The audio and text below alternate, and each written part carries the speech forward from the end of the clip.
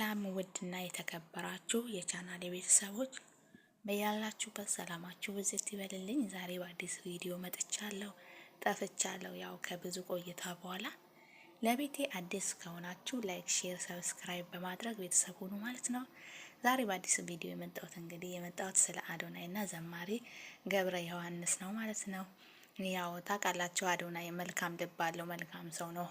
ለብዙ ሰው ምሳሌ የሚሆን ሰው ነው። እውነት ለመናገር እኔ በጣም ነው የምወደው፣ አከብረዋለሁ። ምክንያቱም ንጹህ ልብ አለው። መልካምነት፣ ለሰው መልካም ማድረግ በጣም የሚያስደስተው ልጅ ነው። በጣም ንጹህ ልብ አለውና እኔ ከዚህ በፊት በሱ ላይ ብዙ ቪዲዮዎችን ሰርቻለሁ።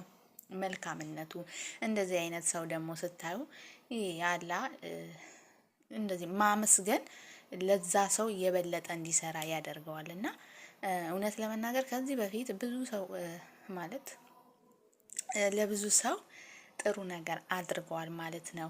መልካምነቱ፣ ደግነቱ አሳይቷል። በተለይ ደግሞ በጣም በሚገርሙ በዘማሪ በገብረ ዮሐንስ በጣም የምንወደው የምናከብረው በጣም የሚገርም ዝማሬ፣ ነፍስን የሚያለመልም ዝማሬ የሚዘምርልን እንግዲህ ለሱም እንግዲህ ሰርፕራይዝ ተደርጎ ነበር በቀደም እንግዲህ ቤት እንዳያችሁት። ሲቀጥል ደግሞ የመኪና ቻሌንጅ ራሱ ተሰጥቶ ነበርና እውነት ለመናገር 2 ቀን ባልሞላ ሰዓት ነው 1 ሚሊዮን ተከታይ እንግዲህ ያገኘው ማለት ነው። ቻሌንጁ በሚገርም ሁኔታ ነው የተጠናቀቀው።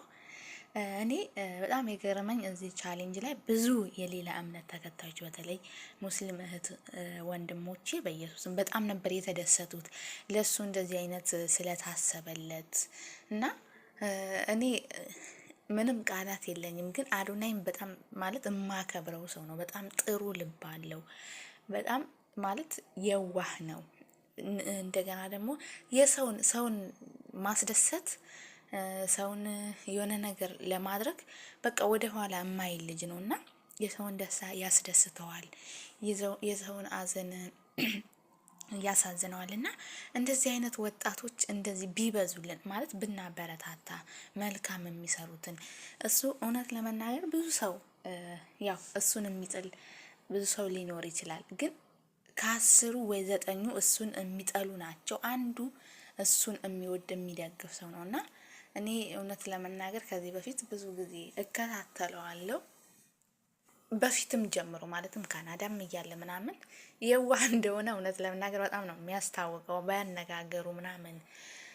አሁን ደግሞ የበለጠ እንደምንወደው ያደረገን ስራው ነውና አንዳንዴ በሱ ቀን አለው ምን አይነት ነው የሱ ልብ ቢሰጠኝና ሰውን እንደዚህ ማስደሰት በቻልኩ ብዬ ማለት ነውና እውነት ይሄ ልብ ለሁላችንም ቢሰጠን ብዬ ነው የተመኘሁትና በጣም የሚገርም ልጅ ነው። ክርስቶስን በጣም የሚገርም ሰው አይለይ፣ ምንም አይል፣ በሃይማኖት አይለይም፣ በብሔር አይለይም። በቃ ሰው ለመርዳትና ሰው ለማስደሰት ያለው እንትን ልነግራቸው አልችልምና እኔ አሁን ለማመስገን ነው። ምክንያቱም ከብዙ ሰዎች ካደረገላቸው ሰዎች የገብረ ዮሐንስ በጣም ይለያል። እንደምታውቁት እሱ ማየት አይችልምና ብዙ የሚቸግረው ችግር አለና ያ ነገር ስለቀረፈለት በጣም ነው ደስ ያለኝ። ክርስቶስን ነው ከምላችሁ በላይ ትላንትና እንደዛ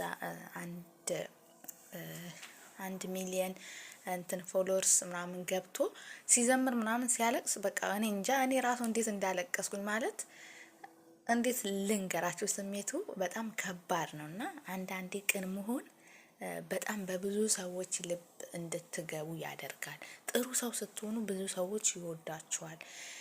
ለጊዜው አንዳንዴ ክፉ ሰዎች ወይም ደግሞ ለጊዜው ልንወደድ እንችላለን፣ ግን የሆነ ልንጠላ እንችላለን እና መልካም ስራ ደግሞ እስከ መጨረሻው ሰው እንዲወዳችሁ ያደርጋል።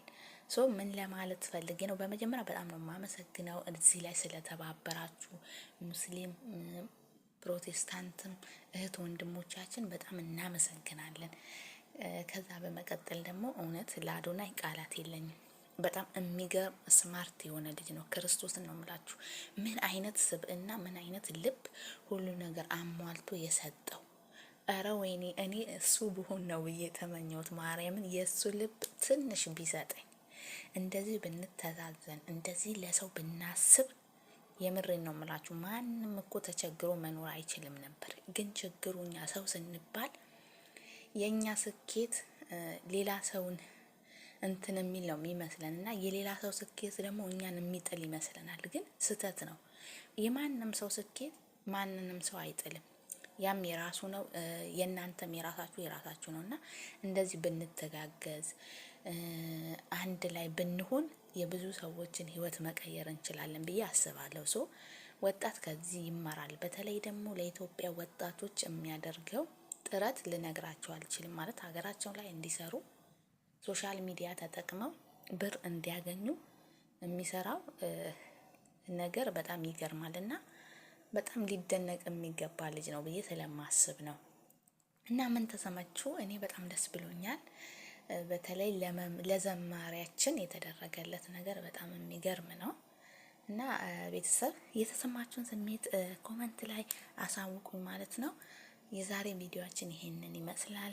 ሰላም ለሀገራችን ያድርግልን።